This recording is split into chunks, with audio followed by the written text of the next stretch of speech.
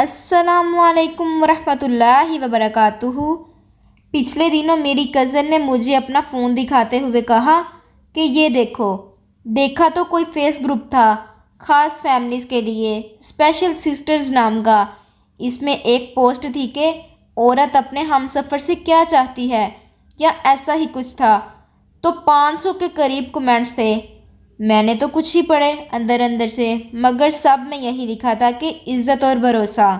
اگر کسی نے کچھ اور بھی لکھا تھا تو عزت بھروسہ ساتھ ہی لکھا تھا، تو میں سوچ میں پڑ گیا کہ ازواجی زندگی کے لیے عزت اور بھروسہ کتنا ضروری ہے، جو ہمارے ہاں جوڑوں میں کم ہی نظر آتا ہے۔ میں نے اپنے خاندان میں بہت سی شادیاں دیکھی ہیں، رخصتی کے وقت ان بھائیوں کو بھی بلکتے دیکھا ہے جن کا دن بہن کو تنگ کیے بغیر نہیں گزرتا تھا، جو کہتے تھے کہ کب جان چھوٹے گی اس بلا سے۔